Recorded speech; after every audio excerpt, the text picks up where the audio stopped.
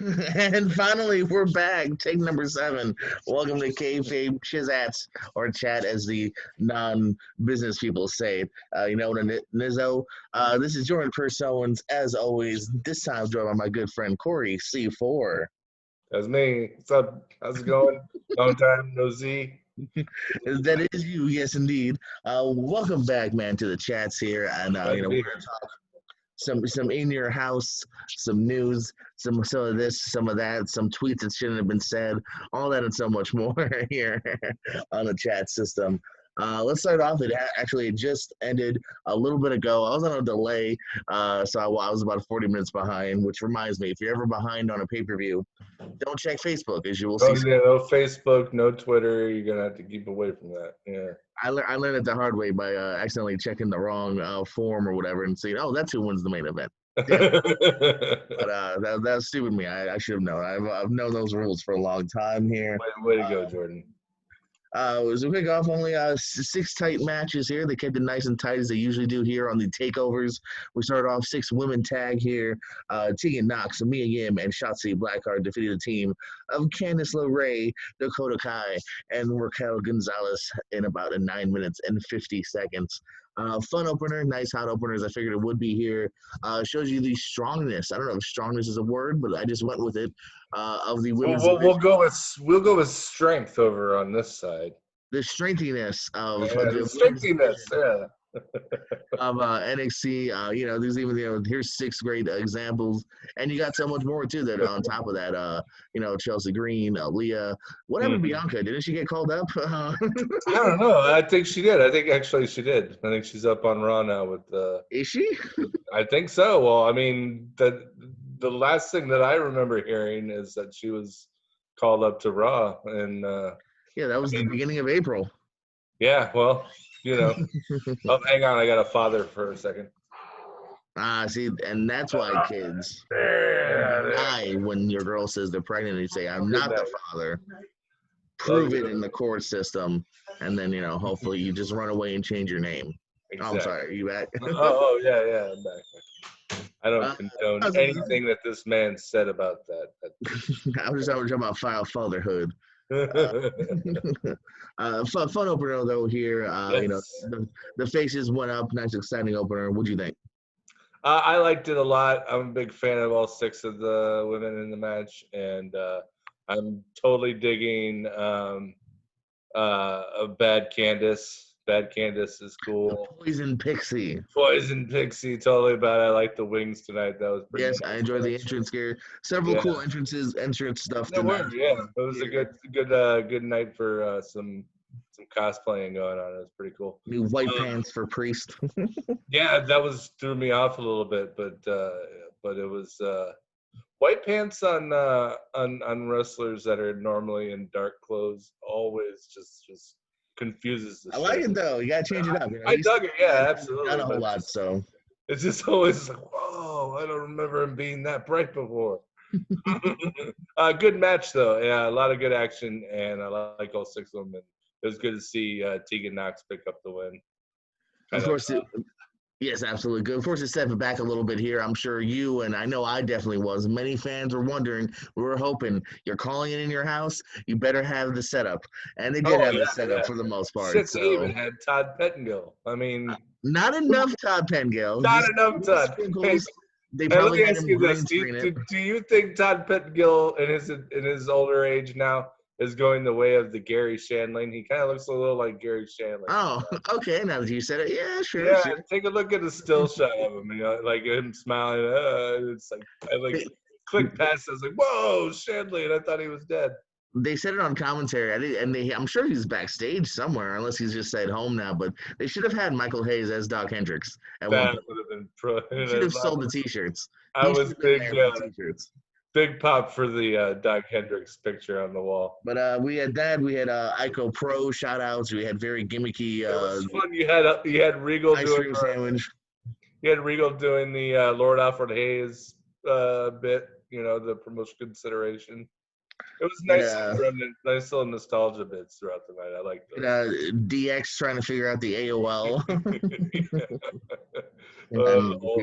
I like I old wonder where they got that bees. big box. They must have ran to a Goodwill to get that big box computer. It was in the warehouse. Let me ask you this: did you ever notice at the beginning and end of matches there was a double bell, or am I I did hearing things? notice that.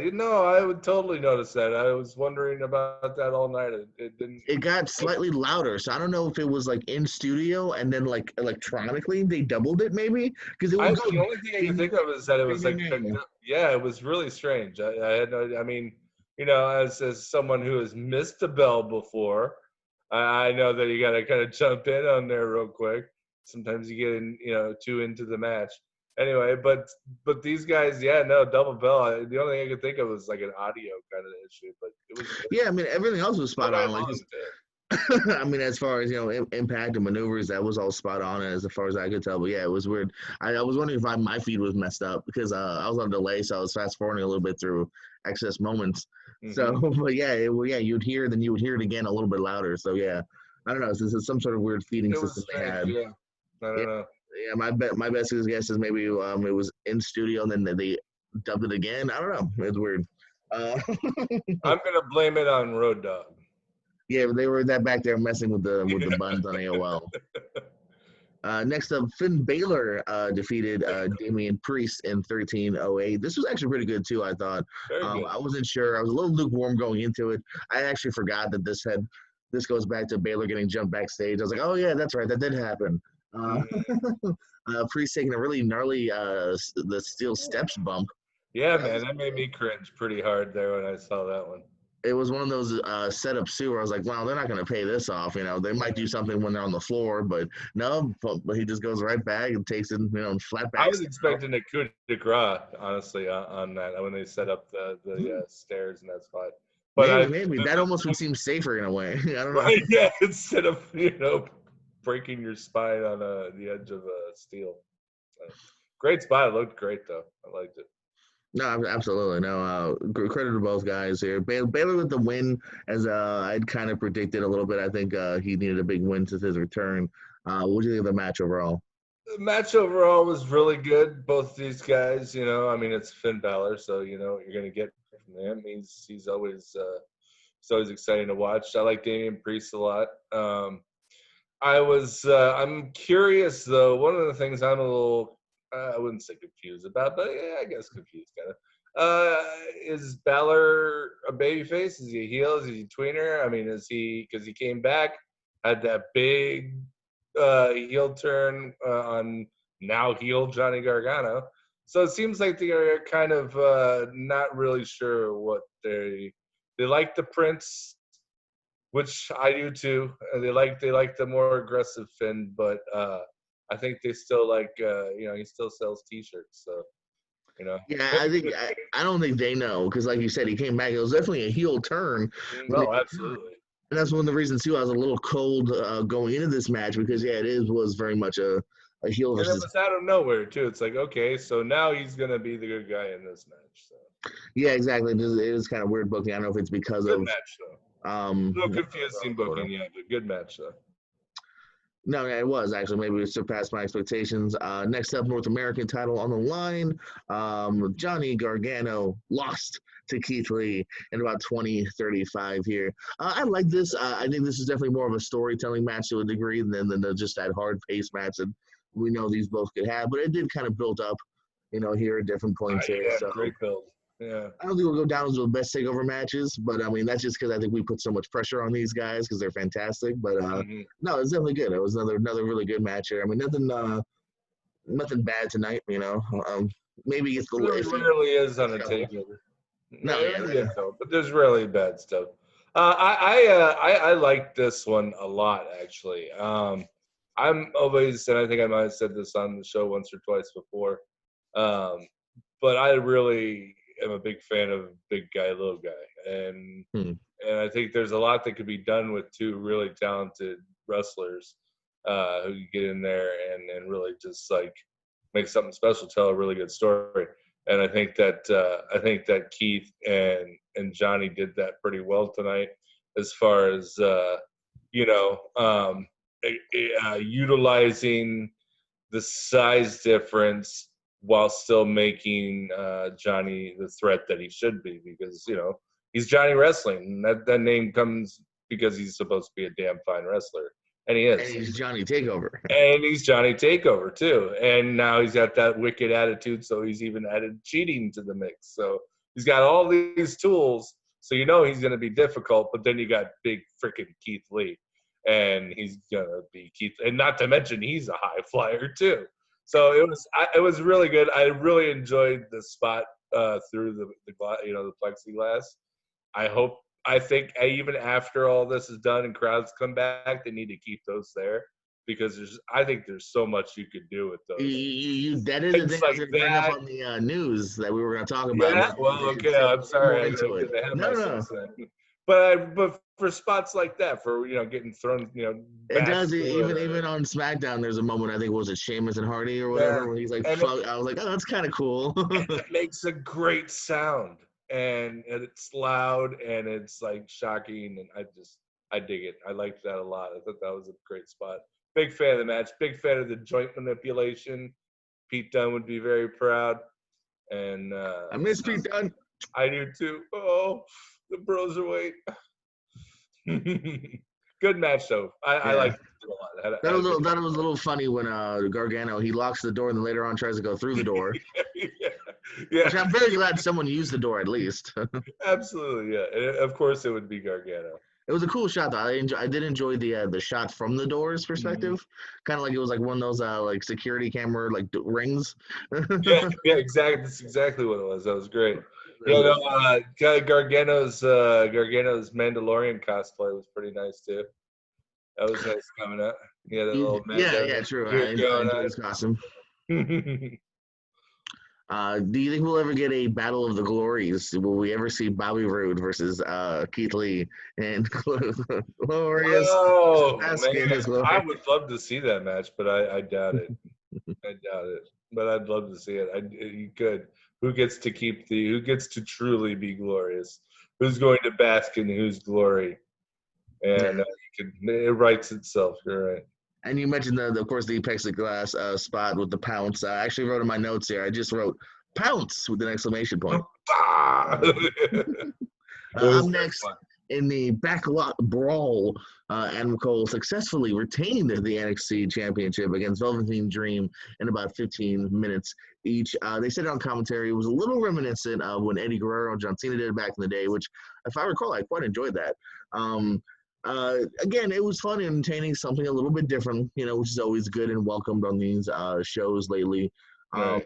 Of course, some Undisputed Era interference, some more weird interference from Dexter Lumis, too. I quite wonder where that's going with Dexter here because, again, he's kind of a guy that on paper is a heel, but they got him feuding with Undisputed Era right now. And yeah, it's another one I'm a little confused about, too. Yeah, my boy. Which I think is by design, maybe. Oh. You can see it. Yeah. Your awesome background's getting in the way. My poor boy Velveteen Dream. Wait, back. If I hold him, it's Velveteen. Oh, okay. There it is. I see it now. Okay. My poor boy did not get the title here. He did not. He had a cool. Speaking of more cosplay, great Negan gear coming out with the red scarf originally. It was a heavy cosplay night. They were all sticking it to Jim Cornette, weren't they? I think on big shows like this is treated like a pay-per-view. Well, it is a pay-per-view. And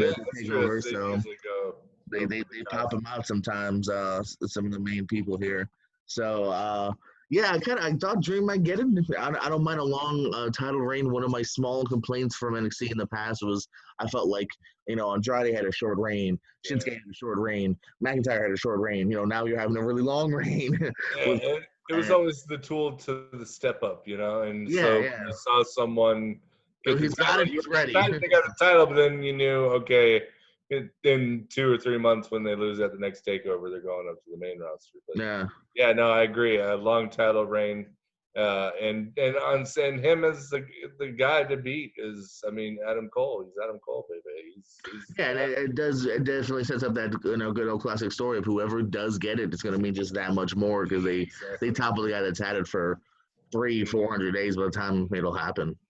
Mm-hmm. So it was fun. It was a little different, like I said. It wasn't takeaway. It wasn't something I think I'll remember too far along from now. But I enjoyed it. Yeah, it was what it was. It was good action. I liked the spot falling through the windshield at the end there. Wasn't a huge although I understand what it was made to be. I wasn't a huge fan of all the lights. There was a lot of A little glare issue, just but a little too much flair I in guess the. you kind of needed it. I don't know. I suppose. I mean, I think that they could have maybe staggered the. I don't know. It just seemed like it was little too shiny in certain areas. But overall, yeah, it was a fun match I and just feel bad different. for the poor girl trying to make money with Uber. How did she get past security? Yeah, I know they had no security evidently. This girl just You pulls know up. that's Full Sail, so I mean, And they should have had like Bruce Pritchard or someone be like, "Yeah, it's me. I'm getting me the hell out of here." Like, yeah. finish the Who cameo. booked this shit? Yeah, it's Vince. Like, I'm tired of this show already. I do wonder though. We saw it with Matt Riddle recently. You know, he lost that big match to Timothy Thatcher. Then the very next night, he's being called up to SmackDown. Do you think this could be Dream's call up finally? I think that it's probably more likely than not. Yeah, I think if they're not going to put the title on him, he is, and this isn't a knock on NXT at all because I love NXT, but he is, I think, a little too big for NXT now. I think he has gotten to the point in his no, he's not revered, I would say, but I think in his popularity that people, once they start going back into big arenas, once things like that start, they're really going to respond to him, and he could be very compelling on Raw or SmackDown.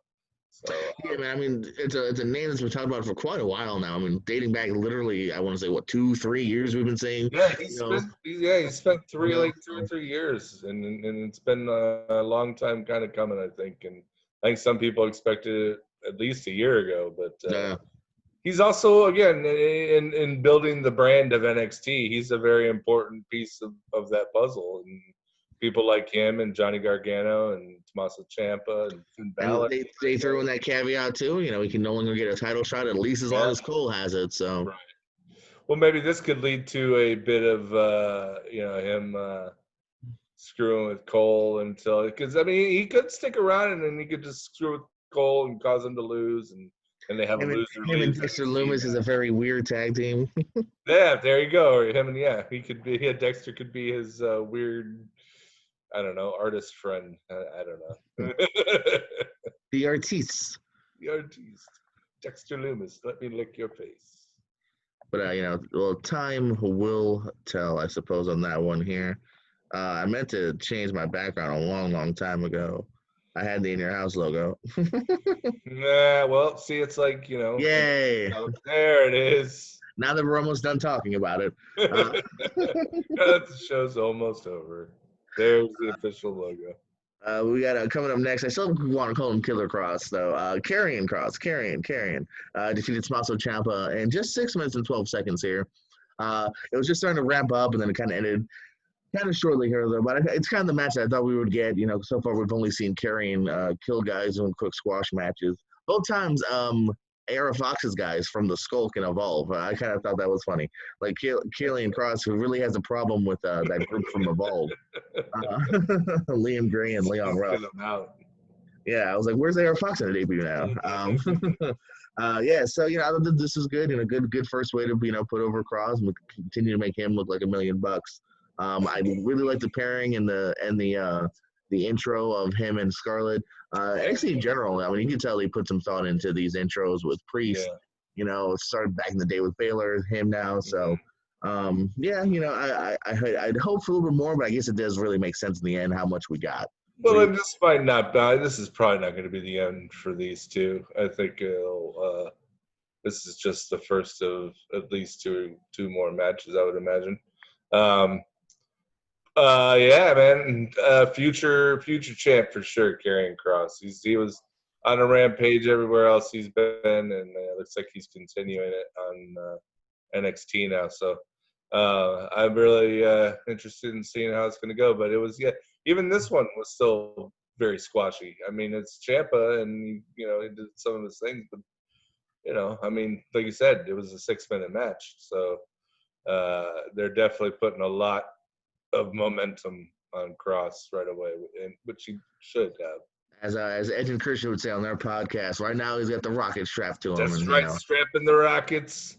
They're ready to go into the moon, brother. Probably main event. I It's missed women. that podcast, by the way, so much. I know, but if it I'm gives us glad Edge in the Edge is ring, back. Yes, it gave us Edge back, but goddamn, I missed that that was a good podcast. one. I know, and It really I was. have to go back in the archives. I think I Oh, skipped a few, so I have a little bit it's more I so can good. circle at. They But, answered 2 of my questions on that show. oh, really? Yeah. Hot E Yeah, and C famous Corey C4 here. that's right. Put over by the rocket strappers themselves, brother. Anyway, sorry. No, man. Name drop. Name drop.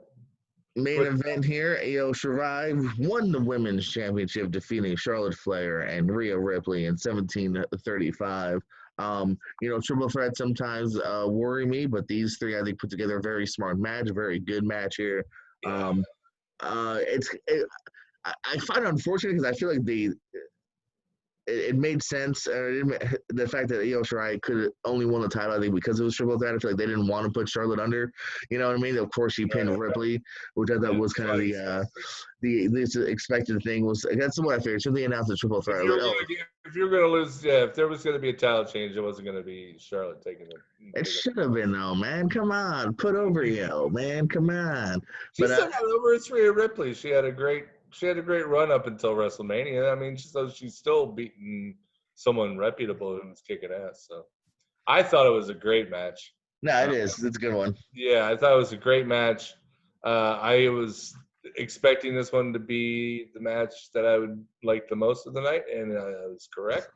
Probably pretty easily, although not dissing the other ones, kind of easily match of the night. Right, and I was very excited. I was saying to myself, these are 3 women who like to get in the ring and don't hold back. And whenever you have, and are good at not holding back, you know what I mean? And when you get those elements in there together, you get something special. And I think that happened again tonight. Although that freaking moonsault in the finish was scary. It looked like her knee came right down on top of Rhea's head. And I was surprised the ref didn't run over and like do a little check. Yeah, it shocked them. Yeah, I was, yeah. But great finish. When she had her in the figure 8, I was like, and the camera was the way it was because they positioned it like that now. That's one thing that I have a little bit of a gripe of in the production stuff is they have great camera angles, and I'm not too much of a hater on the whip cam things for, punches and hits and stuff. But when they get you that angle where you're like, oh, something's definitely happening off screen just a little bit that is supposed to be a surprise. I don't know, maybe it's just me who's watching. I'm sure you could point it out to you watching movies. Yeah, I'm trying to remember what you're talking about. Some of the editing choices have always annoyed me with WWE. Like if somebody's going to the top rope, then they'll be like right underneath them, and then so someone's going to be stopping them. So I don't know. It's just try to purposely avoid it, but it makes it and yet they'll still show everybody getting ready for somebody to jump on them. I don't know, little production things, camera things like that piss me off sometimes. but see, it's a production thing. That's the only thing I can complain about really of that match is because I enjoyed every bit of it. I'm glad Io won. I was expecting Rhea to win, but I'm very, very glad. No, I'm cool with it. I wouldn't mind Rhea having a longer reign originally, but I'm cool with sharing the love and giving it a run to Io. I think she's done great. So I'm cool with it. Yeah, big time. And she's had a great year too. Since she turned heel, and has really been kicking ass ever since. So big congrats to Io Shirai getting that big win for herself and the title. Cool stuff there. So I mean, overall, it was a fun pay-per-view. Definitely passed the time. It won't be in the top 5, I think, takeovers, but that's almost a compliment still because it was some really good stuff. Yeah, no, it's hard to have, even the worst takeover is still very good, and they've been consistent for years now, uh, and they're not stopping. There's a reason they're the most exciting brand in WWE. So, Absolutely, absolutely. Any other final words for the takeover? just like you said, great, a lot of fun. Not the best, but it was very exciting, very entertaining, and I hope to see what comes out of any of the continuing stories and see what comes next. See what happens with Io Shirai, and Also, look shout out forward to to watching. I got a nice chuckle out of Rob Stone, looking very disheveled. Oh man, that was that was good stuff. Chelsea firing him on Wednesday and him just taking a nosedive.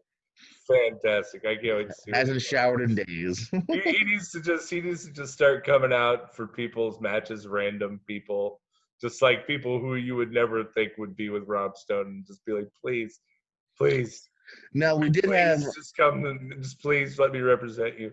I kind of thought they were going to lead to a Charlotte Chelsea tag team, but now we have heel tag champs Yeah, again. 'Cause I thought that's them true. going against Alexa and Nikki would have been a cool match. Yeah, yeah. Speaking of SmackDown, uh, some results: Drew Gulak getting a very big upset win over AJ Styles. Kind of crazy. They're about to fight for the IC title there. Not much else of note. We'll talk about the women's match here in a little bit. I want to talk about that. But the main event tag team match: Bailey and Sasha are your tag champs here.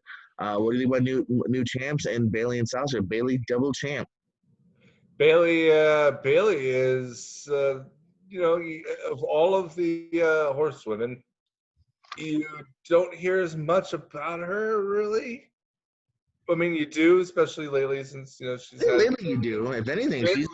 she's been more Lately, of a you've star had than Sasha. yeah. Lately, you've had, but at the same time, I think people forget also that she is, and now is once again the most accomplished of all of them, as far as winning every time. I mean, Charlotte's won the most cumulative, but she's not a Grand Slam champion. She's not. She's won the Royal Rumble, but she's not been a tag team champion yet. And and it is what it is. But it's still it's cool to see Bailey. I've always been a fan of hers, and I like seeing her do well. And her and Sasha are a great tag team, and I think I love that short haircut. and I'm digging the short haircut, man. She looks so much better. That side pony was way done. And Well, I didn't say nothing bad about the old haircut. Okay, you no, went too far. things run its course, and I ain't calling Bailey Karen or anything like that. Not with that haircut. I think it looks good on her. I'm excited. I'm glad they're tag champs again. That's very fun. Looking forward to seeing what comes next with that. Let me ask you this. Speaking of going back to NXT real quick, I don't know if I'm greedy, and I always said like these shows are short, which to a degree is good. Would you mind another match or two? I think we could have had a little bit more. No, On or do you Takeover, like it short? Yeah. What's your opinion? Because like in fact, um, thought we were going to see Fandango and Breeze go for the tag titles tonight, but I guess we're saving that for I TV. would have liked. I would have liked to. Well, see, that's the thing about NXT is that they do give you title matches that aren't just throwaway title matches on TV. They'll give you TV title matches that are actual takeover quality kind of title matches. So sometimes I think that might be, like you said, a reason why they do that. Like they won't put the tag titles on in your house, but in 2 weeks they'll be defended on TV. Imperium will be taking who's the who's didn't they just come Imperium. huh? Oh, I What? know Imperium are tag champs. Didn't they just get the new number Yeah, Fandango and Breeze. one contenders? I'm sorry, you just said that. Anyway,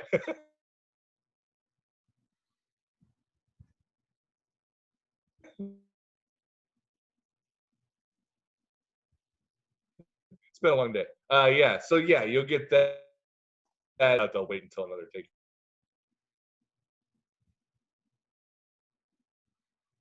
takeover for the necessary. I think maybe it was nice and keep it tight, just like Austin Creed says, keep it tight, keep it tight. He says that? All right. Austin Green, yeah, up, down, down. Yeah, that's his thing. That's his catchphrase. Yeah, Always. there's so much talent. So much talent in NXT. Like I'm looking at Wednesday's results there, and there's plenty of guys from Wednesday. You know, Isaiah Scott over Tony Nese. Fandango and Breeze defeated Strong and Fish as well as Birch and Lorcan. Let me ask you this too. I very much felt like they were going with Danny Burch and Oni Lorcan. Like they even had the whole like promo the week before. We're like, yeah, we really connected and we found some of their backstory. And then the Fandango and Breeze were the number one contenders. Do you think they were going with Burch and Lorcan and then they just were like, oh, Fandango's cleared? All right. Oh yeah, let's just throw them in. They're entertaining. I don't know. I think they're hot and cold with Birch and Lorcan all the time. They are one of my favorite tag teams, quite frankly, that are in wrestling right now because they are very fun to watch. They do a good job in their matches, and they look like a tag team. You know what I mean? And they feel like a tag team.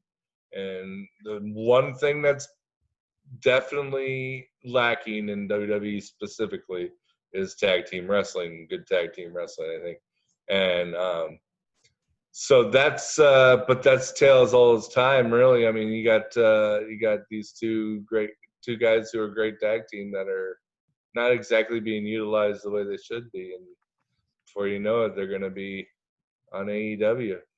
I was just gonna say, actually, as you're talking about tag teams and and we might need some. Yeah, AEW. Speaking of AEW, they just had that FTR just debuted, Dawson and Wilder, who are now I don't know whatever their names are, It's Dax and Cash, yeah. They actually had a really good interview with Jim Cornette of all people this week, and they even talked much about how unfortunately the writers sometimes are hot and cold, and then they are all over the place. They were feuding with the Usos, and then that stopped, and they were with Shane McMahon randomly, and then that stopped, and they were back with the Usos, and that stopped, they were back with Shane. So yeah, I mean it might just be that case of where one week they were building towards Oni and Lorcan, and the next week they're not, and the next week they are, and the next week they're not. So it's quite possible.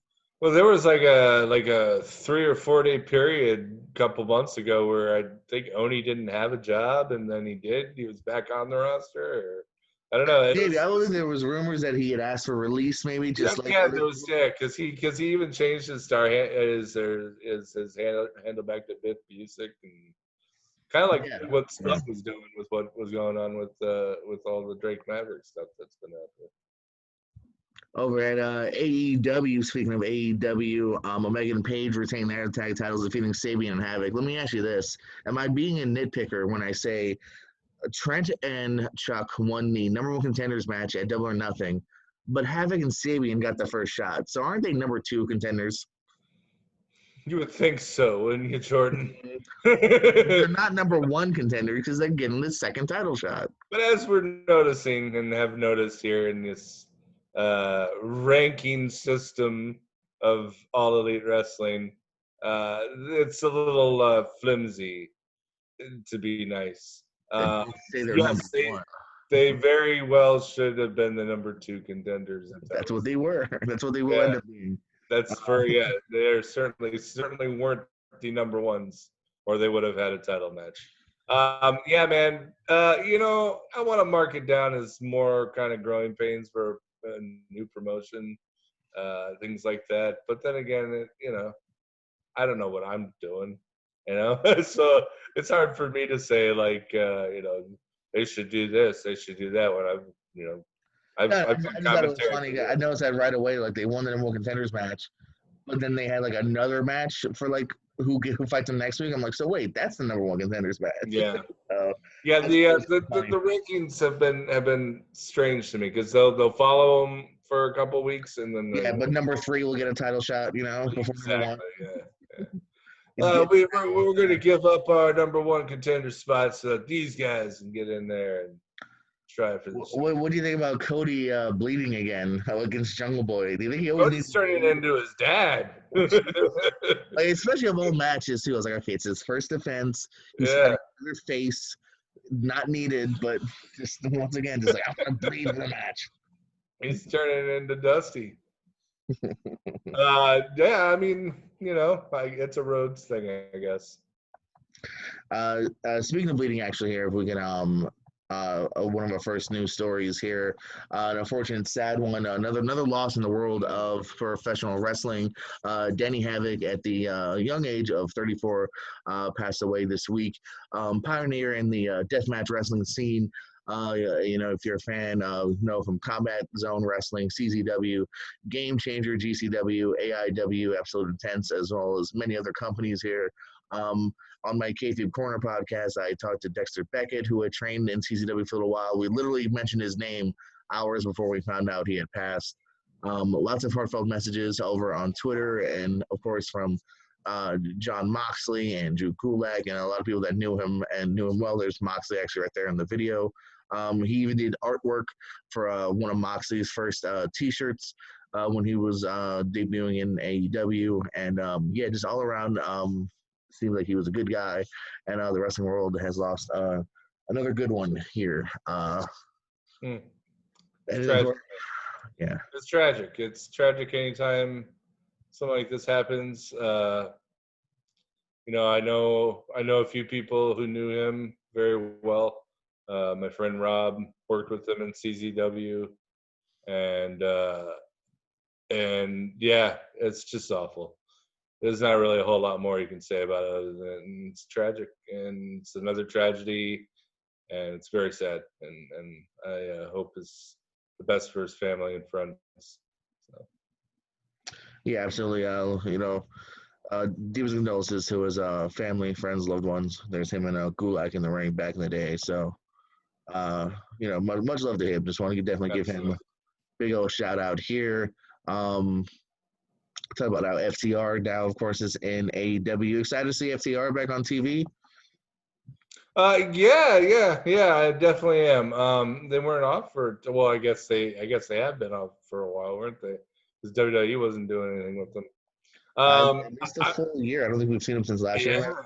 I'm curious to see what they're going to explain what FTR means. They did that this week.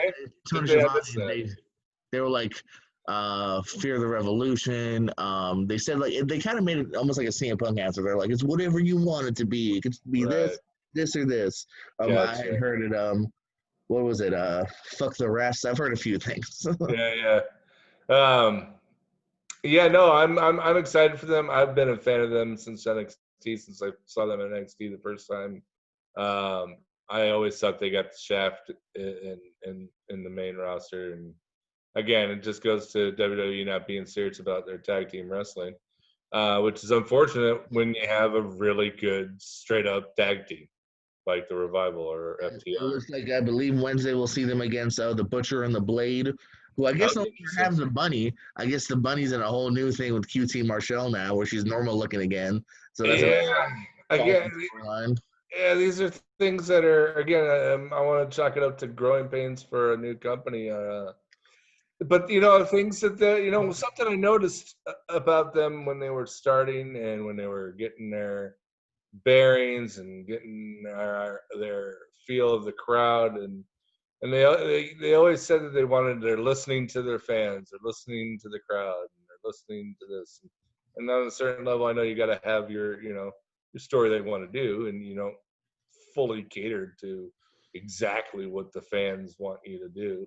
But I think kind of in a sense, AEW might do that a little bit more than they probably should.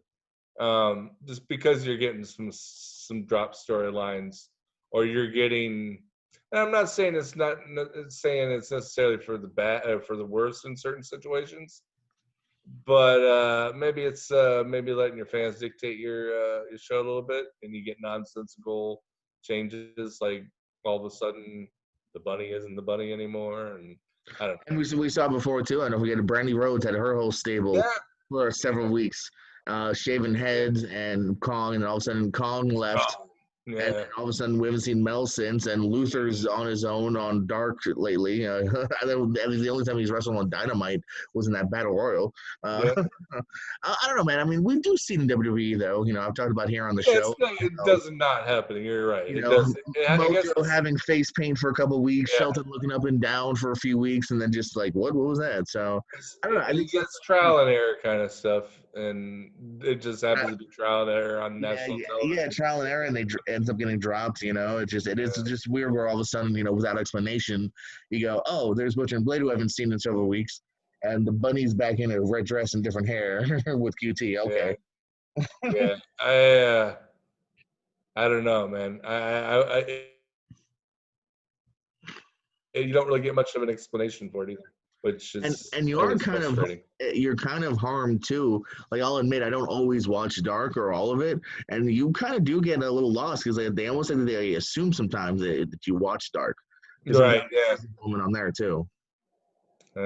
They gotta be stopping those assumes, with the S and the U and the me, man. Oh, speaking of returns and debuts, Impact Wrestling has teased 1, 2, 3, 4, 5 returns or debuts for Slammiversary pay per view. They aired a vignette recently where a mysterious figure was watching a news article about all the WWE releases, and they showed real quick clips of Kurt Hawkins, Gallows, Anderson, EC3. They even showed Drake Maverick, which is obvious where he's staying, and we'll talk about him in a minute, actually. They showed Eric Young, they showed Mike Maria Kanellis.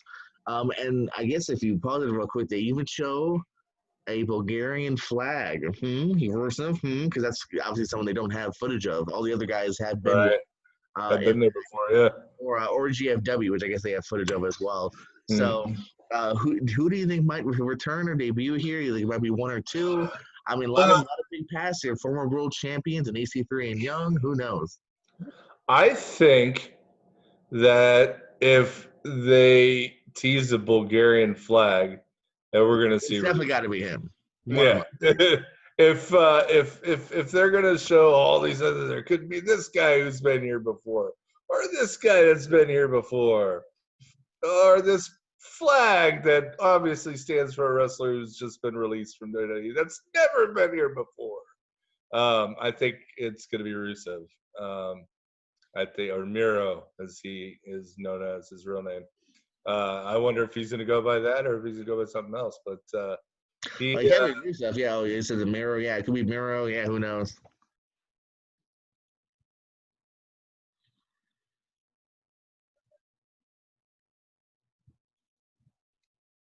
oh wait.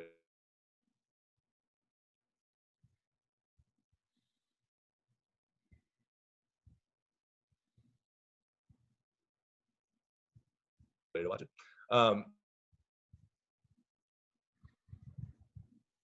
That's my pick for the debut slash. Well, I guess it would be a return. The debut of whoever they're going to be bringing.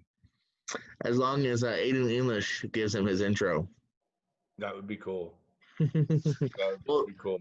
speaking of people returning to TNA or Impact, maybe Jackson Riker will return soon because he got a lot of backlash for his Twitter recently. Yeah. Basically, some political statements, we know whether you're for it or against it, followed by "Forgot No More," and I think that's what really pissed off a lot of people is that throughout this horrible thing that's going on right now, whether your stance on that is that he threw in his catchphrase, and that's definitely seemed to be what pissed off Kevin Owens.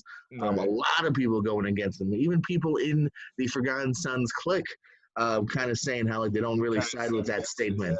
And whether it was coincidence or not, no Forgotten Sons on SmackDown this past week. So what do you think on this, man? Do you think potentially Vince might be fine with it? I think that's a possibility that he might not be mad, but it's definitely not doing him any. No one's inviting him to the barbecue anytime soon. I think he would be mad if. Yeah, no, I think this has a case to do with it's politics. So you're gonna have different people in different spots of the locker room. The people who spoke out against it on Twitter, made their voice known. And I don't think it's minds. But I think that the opinion of his teammates I think the opinion of a lot of the people who did come out against his tweet, who seem like they're more influential in certain parts of the locker room. I think that and the crowd, who knows? I mean, it could really go either way. But the climate, the timing, using your catchphrase, your wrestling catchphrase for something like that, I think is inappropriate, especially when there's two other guys who are in the group with you, who obviously didn't know he was going to be doing that. So I think that was, that was unnecessary. Without getting into my own little thing here, I wasn't too pleased with it. So, but who knows what'll come of it? I don't think it's going to do him any favors. That's for sure. Whether it'll hurt him or not, we'll see. But I don't. It's definitely not doing him any favors. Yeah, definitely my only condolences go out to actually Cutler and and Blake, because this was definitely their biggest break yet. So hopefully this doesn't derail them. If anything, in a weird way, I kind of want to play devil's advocate and say I hope he doesn't truly feel that way, that he was just trying to get some heat as a bad guy, which is maybe just the wrong, not the time, buddy, not the time. And Yeah, I don't know, man. I don't know. It's those kind of things are difficult to really employ into wrestling. And again, when you put in your wrestling catchphrase or your gimmick or whatever it is that you're selling, and you make it and you politicize it, especially if you're part of a team, without your teammates' knowledge, or even your employer's knowledge, whether Vince is buddy with whoever. These are things that you got to think of in that case. I just don't think he was thinking, and that makes sense considering his tweet. Well, speaking of stuff that upset some people, I got some great transitions tonight. Drake Maverick did lose his match to El Hijo del Fantasma. Fantasma is the new cruiserweight champion. Interim cruiserweight champion. I'm sorry, you sound just like my brother from last week. You always do the same name. Jesus. We'll see if we get Jordan Devlin back out there. Who knows? They're gonna have two belts on the ring, and they're gonna have a ladder match at WrestleMania 10. Yeah, that's what I was gonna say. We might see, but we might maybe get it at WrestleMania 2021 at this point. Yeah, right. Who knows? But I don't know, man. I really definitely want to. Let me get through my statements, and then I definitely want to hear what you have to think about this, because this storyline's fascinated me since day one. Yeah. Because me and you actually reported on it, and I think we showed the Twitter video of Drake with tears in his eyes. Of tears in his eyes, and we were like, oh, I felt so bad for him.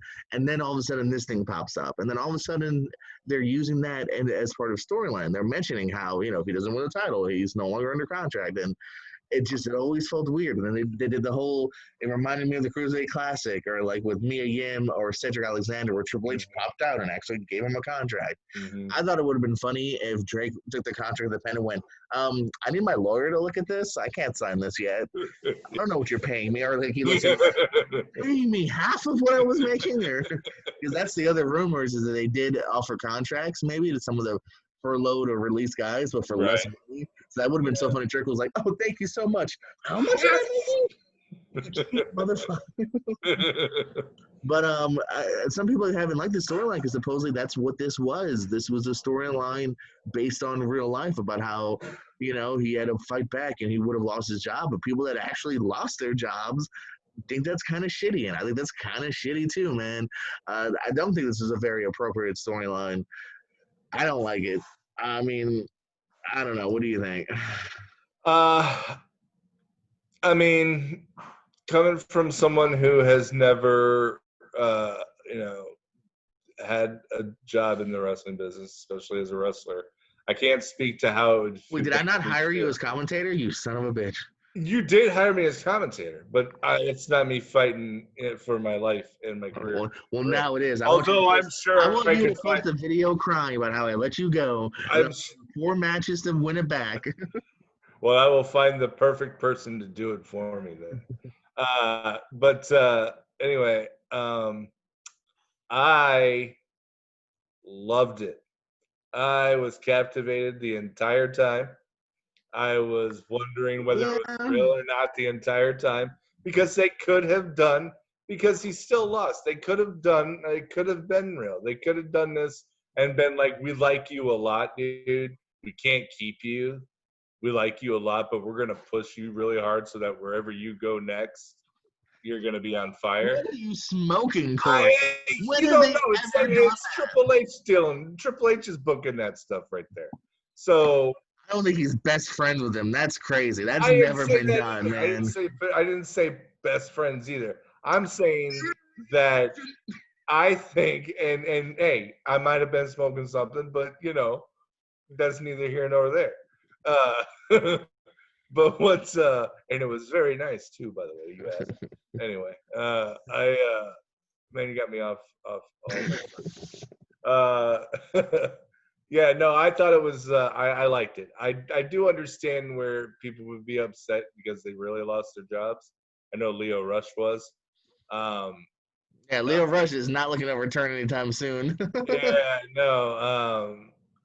And so I get that, but I also get that I really like Drake Maverick a lot, and he's very entertaining. I do too, But and to kind I of agree think with you that a little bit. he proved I was himself intrigued too.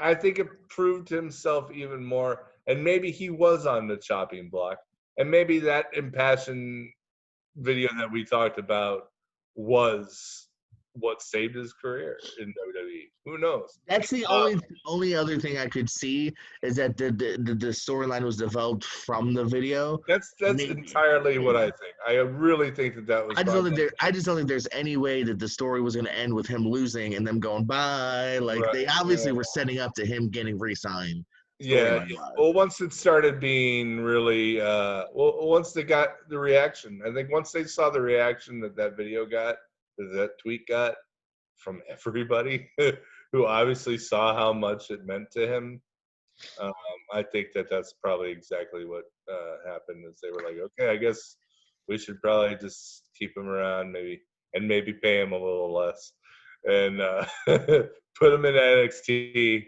so he doesn't have to travel as much. And Nobody's traveling. He could be on any show now. Everyone knows. nobody's traveling right now. That's true. Yeah, Yeah. he lives in Orlando, I think. I think so. Very happy for him. I love Drake Maverick. I like Rockstar Spud. I like this version of him. We know he won't be appearing at Slammiversary. No, he's not. It's not going to be Spud at Slammiversary. Yeah, man. I'm really glad he stuck around. I was a fan of it. I'm sorry you weren't. I'm sorry for anybody else who wasn't. I And was at first. and That's I'm why. sorry for the people who really lost their jobs. I really do think that is something I would definitely be a little miffed about. But at the same time, I would be a wrestler too, and I would learn how to get the fuck over. When you get a corporate call from RPW tomorrow, maybe you'll know how it feels. Oh, excuse. Oh, shit. Corporate. Uh, Oh, here's another thing that I think me and you are going to disagree on because we've talked about it a little bit already, and that is the new barriers. Which, first of all, as me yeah, and Don said last week, in general, I'm very glad that they have a freaking crowd. yeah. Supposedly, the rumor is they didn't want to copy AEW right away. They should have. It would have saved them a lot of momentum, I think. But they finally have a bit of a crowd. They're chanting. I know some people are upset because supposedly they are standing for hours on end. But Yeah. hey, man, I'm a cashier sometimes, so I stand for hours on end. So Right. suck it up. You're getting paid to stand and be on WWE television. I would do that too.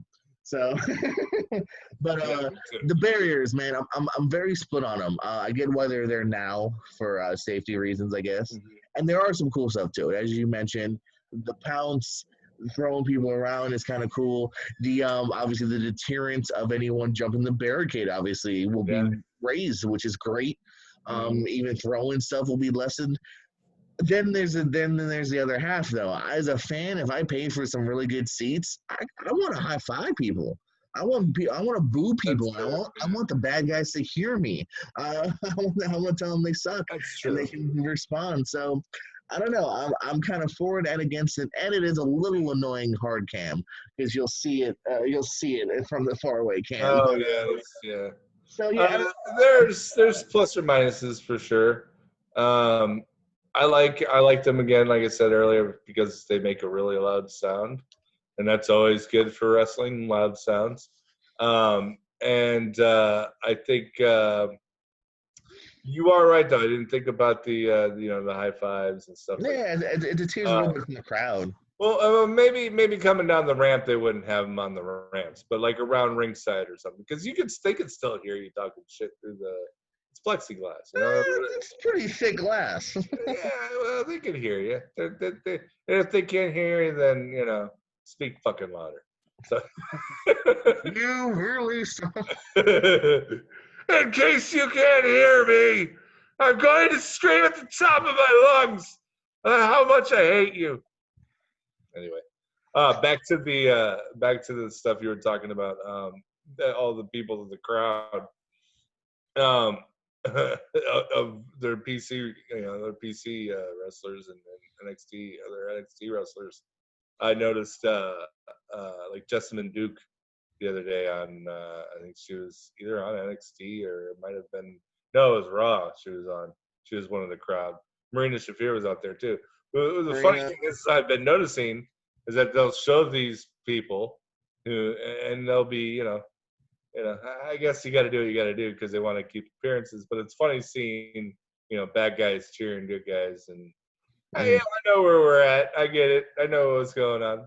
But still, it's funny to see Jessamine Duke cheering me. Yeah, I Or Jessamine Duke cheering, one of the. I remember exactly. Yeah, one of the MMA girls, either Duke or Shafir. I remember in my mind going, "Oh, it's kind of weird because on TV they're they're like Baszler, they're badasses that don't care, but here they are going like, yay, Street Profits or whatever, It's true, exactly. I know on the first Raw, the first time they ever did it, very nice quick close up of The Rock's daughter. She was definitely in there too. Oh, I missed that one. Yeah.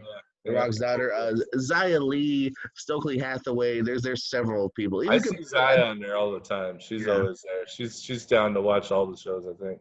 That was a little strange when you see people that have been on TV several times. There's several faces I don't even know that are out there. But when you see Zaya Lee, I'm like, oh, you've been on TV. You just like knocked out Aaliyah a week ago. But I'm very glad they're doing it. This was a fun tidbit that I thought was really funny. Have you heard about the Otis and Mandy pool skit and where it was originally supposed to be filmed? I just read about that they tried to ask Matt Cardona, Zach Ryder to film at his house. They texted Chelsea Green and said, hey, we need a pool. Yeah, Zach, if we can use this pool. And the way Zach they couldn't even call Matt. They had to call his girlfriend.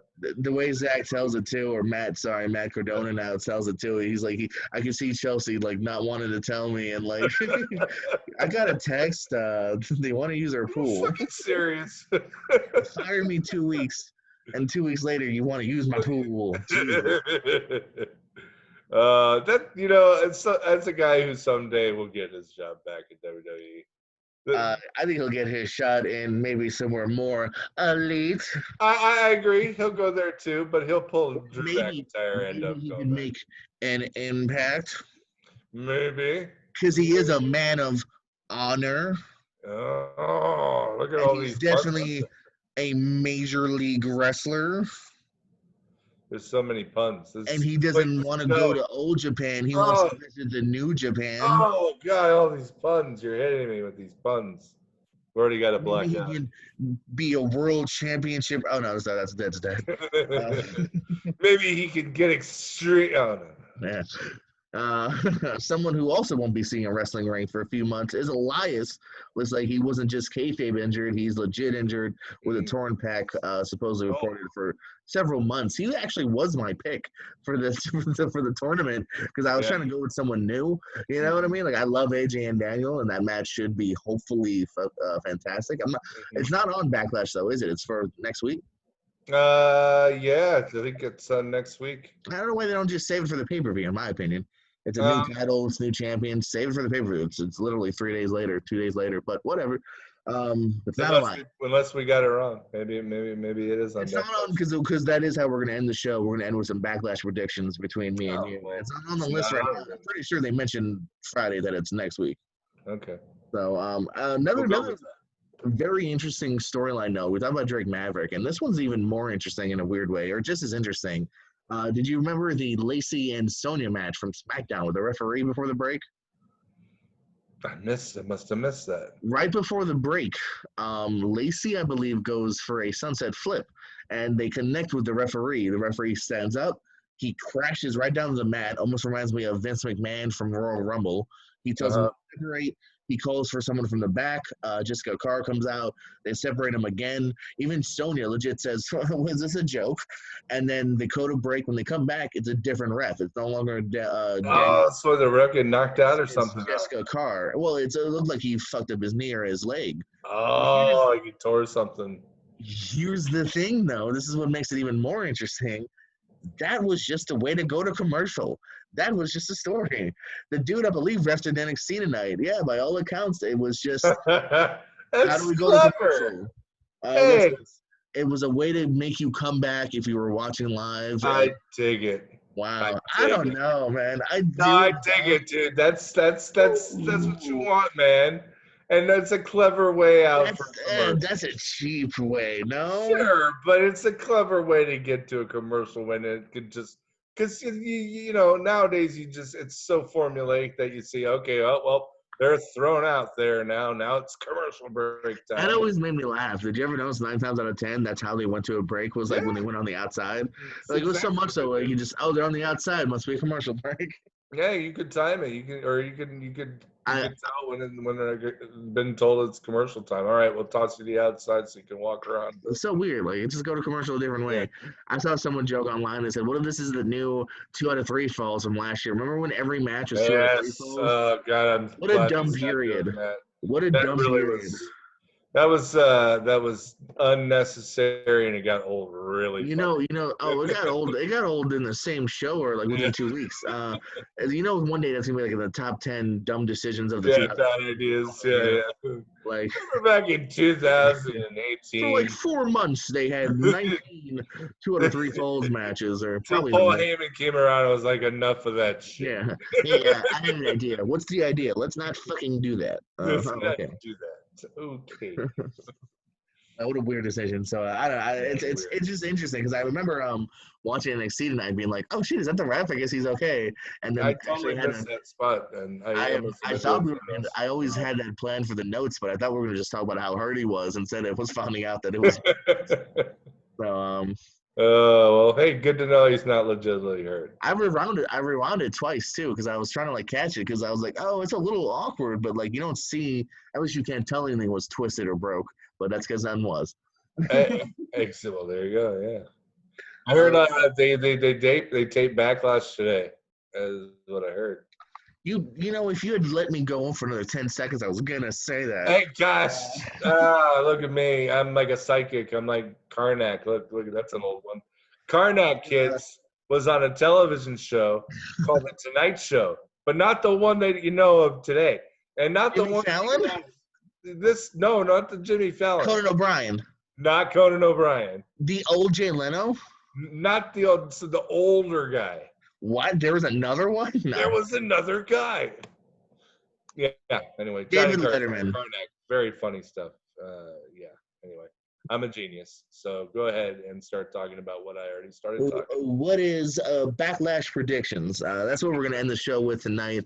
Only a few matches have been announced. What do we got? 1, 2, 3. We got 5 matches. So definitely at least 2 more will happen by the time we get to the show. Maybe an IC title match. Maybe Matt Riddle will challenge Daniel Bryan or AJ. How cool would that be? But that's just me armchair booking. Yeah. So let's do some predictions here. Pretty simple. We'll try to see who we.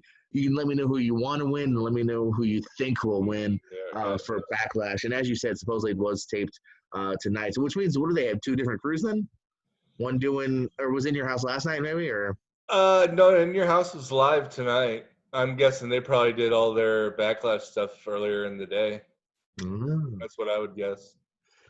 So, all right, let's start off with the world title match. Drew McIntyre versus Bobby Lashley, which, fun fact, this is a TNA main event from Slammiversary 2016. So, if this main events Backlash, which no, Edge and Orton might. We'll see.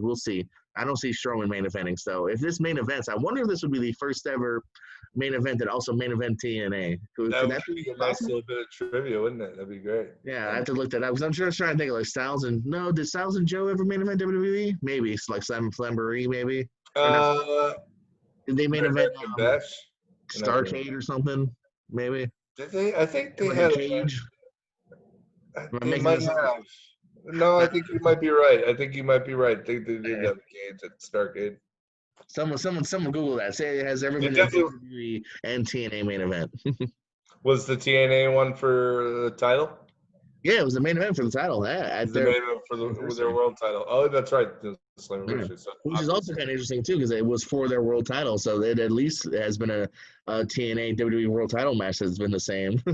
that's it. And it's both former guys that have kind of a similar career in a way with WWE, TNA, WWE. All right.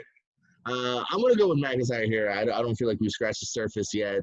I've always, I finally had Bobby in a main event spot here, which isn't too bad, and they've done Yeah, a no. decent job with him and MVP. And they Um, know they can work so, together too, so they got that going for each other. so yeah, I'm gonna go with I want Drew, and I think Drew. I want Drew, and I think Drew. I think Drew is, like you said, barely scratched the surface of his run.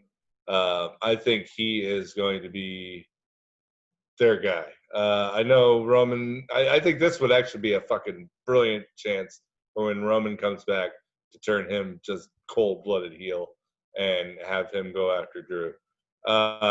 I'm not against it. I don't see it happening, but I'm I, not against it. I don't know, man. I think it's like you could put the Usos and have you could turn the Bloodline into bad guys. Why not? Well, it's only one Uso now, buddy. You saw the That's Battle right. Royal. There's yeah, just the one. God, which one was it again? We always talk like this. Jimmy's We're like, hurt who's and it again? Jay's okay, Is that it? or maybe Jay's hurt and Jimmy's okay. Anyway, I don't know, but Drew's just like you said, scratching surface. So he's winning. I want him to win. He's gonna win. He should win.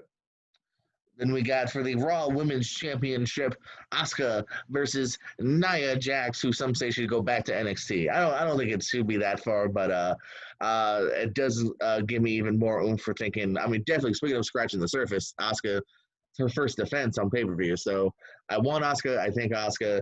I think she's, as I've said before on the show, she's very much used these weeks and these weird Raws in the past to kind of elevate herself in a weird way. So I think Asuka Asuka has knows the how to title. get herself over for sure, and she's very good at it. She's very captivating when she's on screen.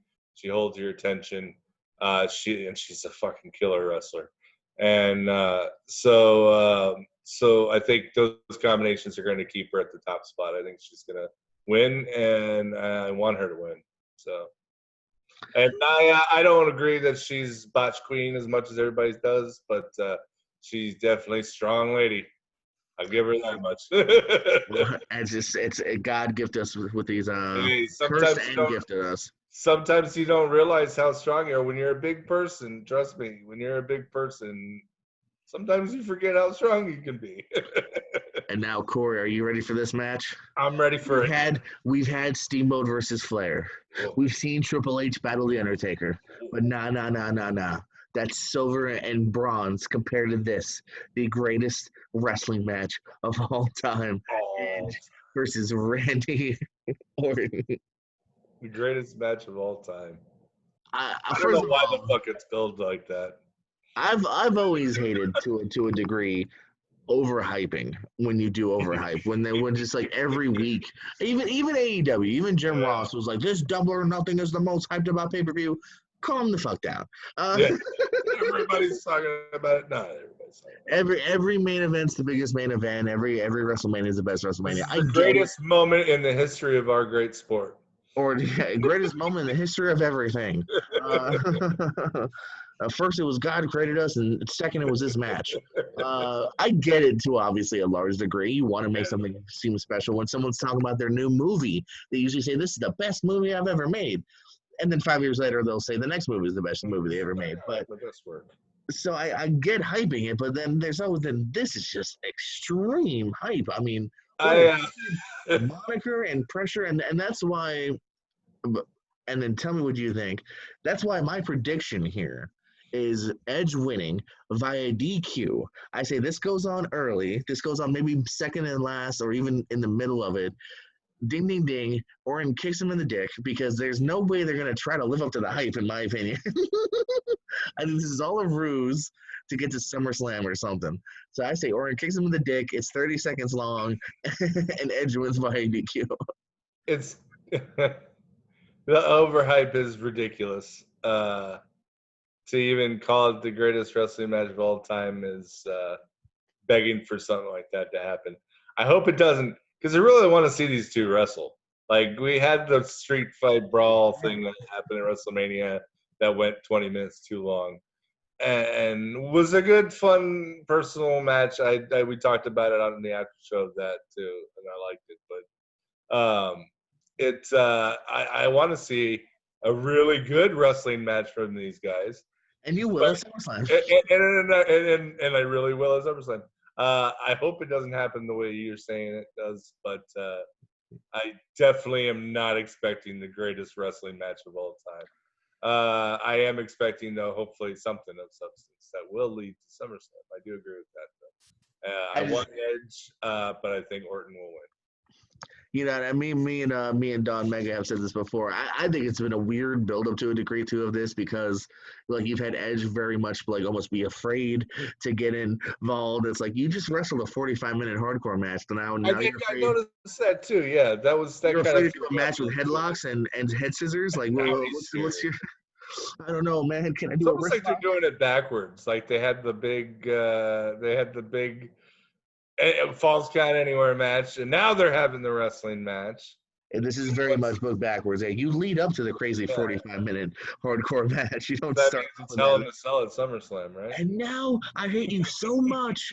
We're gonna chain wrestle. Like it's not how that works. No, this is so personal. We're doing Greco-Roman style.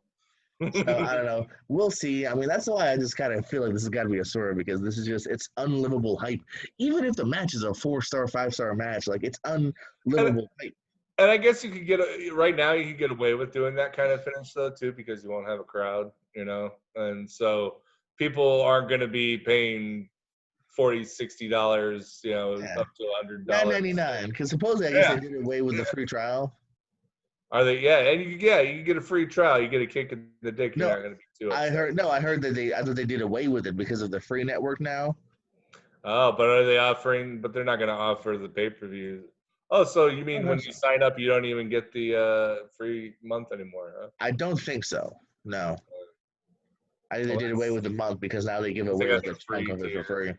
Yeah. Are they adding? Do you know anything about them adding the other tiers and stuff, or is there anything else about? No, it's been such a long rumor. Maybe they sacked the idea of bringing in other wrestling companies to put on their network. Maybe they might have cooled on it again. Who knows? I mean, just like we say on camera, there's back and forth stuff. I'm sure those decisions sometimes go back and forth as well because I'd even heard some inside stuff that like, oh, it might be happening with this company and that company, and no, there's still been really no movement on that, and for a long time, I thought that we'd see Gabe Sapolsky put Evolve on the network.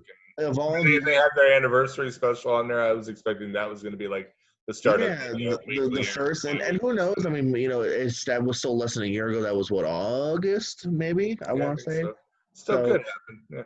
We could see another one and two. Who knows now with the way things have happened now, everything that was planned might be pushed back for months to TBA too, so who knows? Exactly. It's fucked everything up. Everything. Fucked up our WrestleMania plans for sure. Our WrestleMania plans, so much, man. God, I'm still crying about it, dude. Someday. We would have had so much fun. Hopefully 2022, I guess, or whatever. That's what I'm going for. We'll have 2022. That's our year. Oh man, we'll see. Hopefully. Speaking of hopefully, let's hope this match is short. Universal title. I believe the Universal title's on the line, right, for this handicap match. Braun Strowman versus The Miz and John Morrison. I thought the Friday stuff was kind of funny. At least the original, at least it was something different, I guess. Him flipping a car, Yeah, though, I just felt like we've seen that before. Uh, I don't know. I feel well. One, we've seen this already, literally 2 months ago at the Rumble, or 3, 4 months ago with what was it? Sami Zayn winning the IC title. So we've done this gimmick already with him facing multiple heels. This very much just feels like a time filler match to get to the Fiend at SummerSlam. yeah.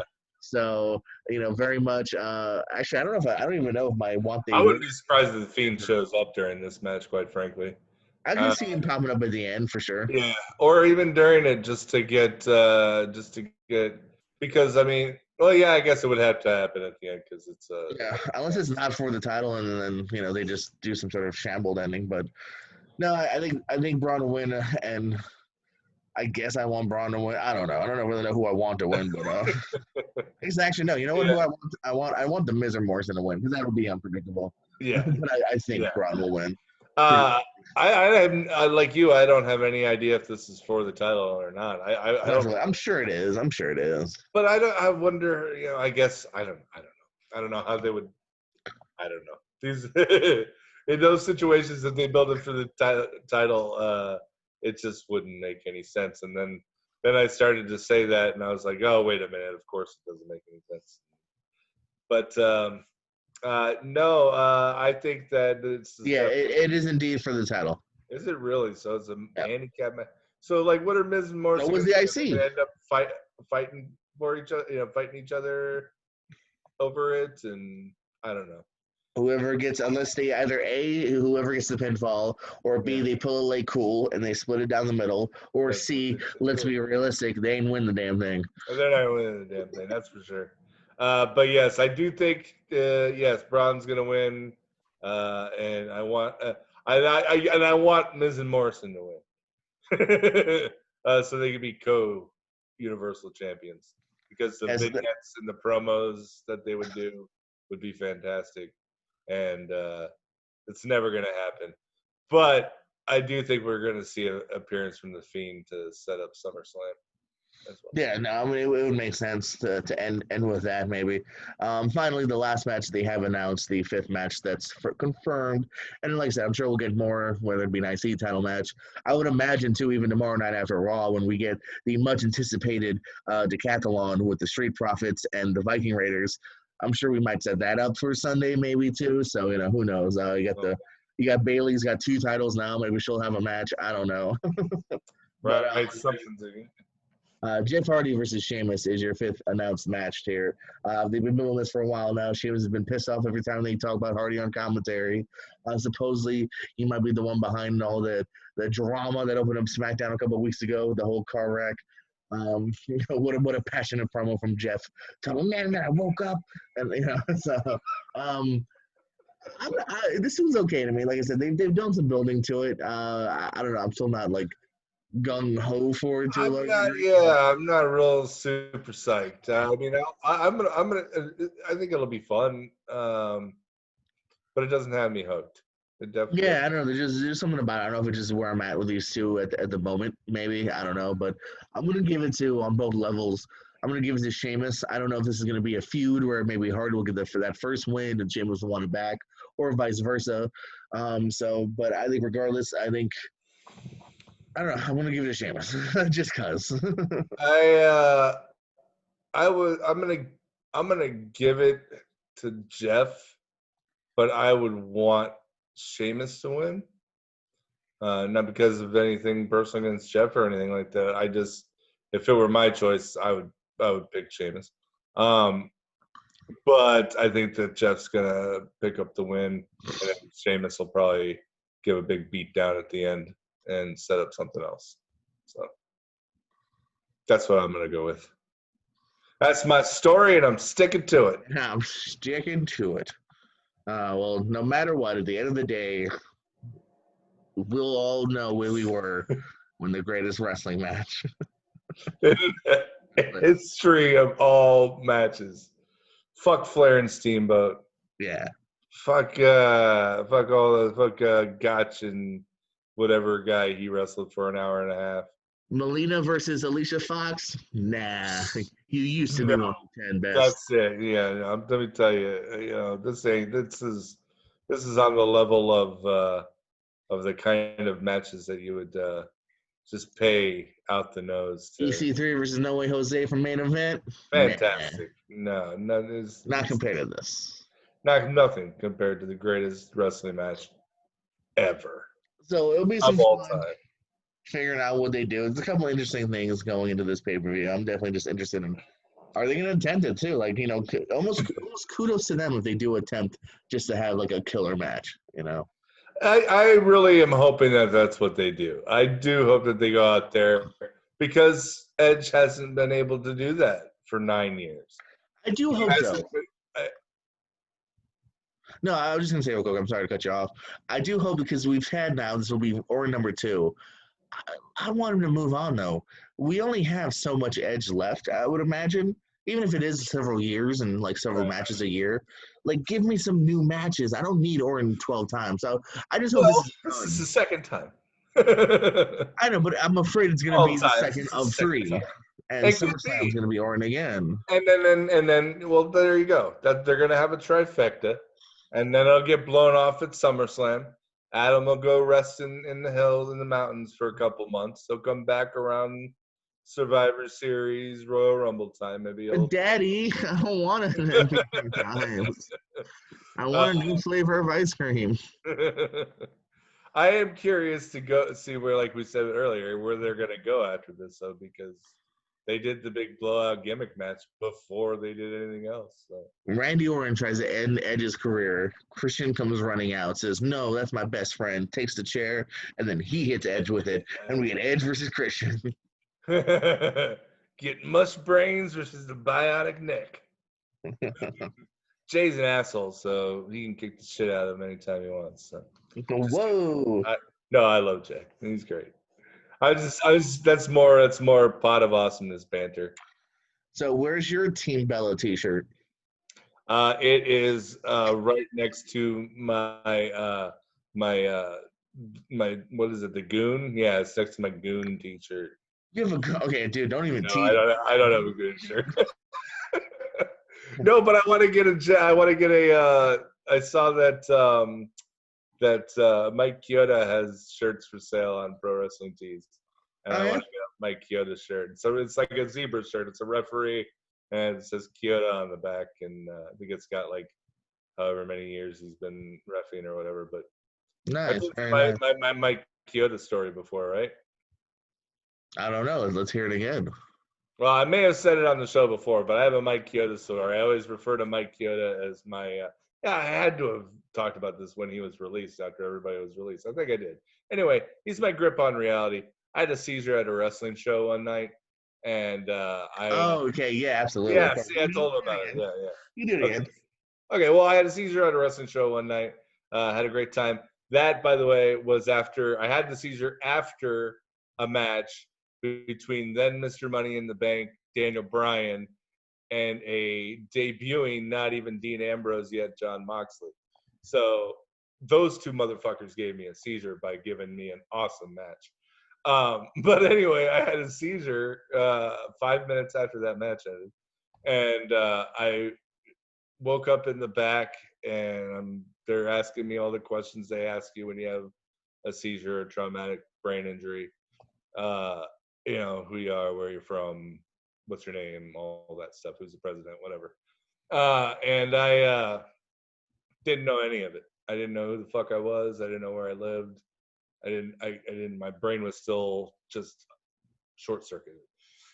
But I looked over to my right, and in my daze, I pointed to a gentleman with a referee shirt on, and I said, I do know that that's Mike Chioda. And that's all I knew. I didn't know who I was. I didn't know where I lived. I didn't know who the president was. I didn't know my phone number, but I knew who Mike Chioda was. So from that moment on, I always said that Mike Chioda was like my grip on reality. So You didn't know the important things, but you did know the really important thing, and that's what Mike Yoda was. that's right. I knew who Mike Chioda was. So all the most important things mattered right there. And ever since then, he's been my grip on reality and my favorite referee. Well, one of my favorites is the Goon, and I do have an 8x10 of the Goon signed. Do So you really? Oh, so you were really getting excited there for a second. You thought I had a goon just shirt. saying, and it's not signed Bill Irwin; it's signed the Goon. The goon. Fucking A it is. All right, C4 and my main man. Any other final thoughts or queries here on the chat corner? um, when's RPW coming back, brother? Funny enough, if you'd asked me yesterday, I'd say I don't know. Since you're asking me today, I'm still not really sure. But the ball has been rolling. Maybe next time we talk, I can give you a little bit more definite of an answer. Cool. But I the like that. ball's rolling. Hopefully, the plan we would like to still do the 6th anniversary as planned in August. So we'll Well, I see. hope that's what's. We hope that's where the balls are rolling to, and Because I'll I find know myself a representative to get in that battle royal and win it all. you get in the battle royal. I'm Oh gonna get god. somebody to get in there for me. Well, we'll see. Shout outs to Atomic Wrestling and IPW. They're running shows. They're figuring out the whole separation thing, and so like I said, that's step one is seeing if the venues will let us, and seeing what limitations we have, and Right. figuring out from there. Figure out what's safest for everybody because we all want to have fun. We're all missing wrestling. We love it all. We I love it think so much. But we're all we want itching, everybody to but be safe while we're doing it. absolutely got to figure out exactly what the state and venues want, what the fans want, and get from Exactly. there, man. So hopefully that's obviously anyone watching. Hopefully some stuff starting to trickle back into your area, open back up. Do it smart, do it safely, but do it up. That's right. We'll see for my man. So yeah, we'll see you pretty soon here on Yeah. Corner. Anytime, I'm always happy to be on. I like it. I love it. And you're a And I great want some host. more of it. And I want some more of it. Do, do, do, do, do. No better way to end than that. For course, for JPO Jordan Pearson, and say thank you for checking out some Kayfabe chats. And as always, keep it kayfabe.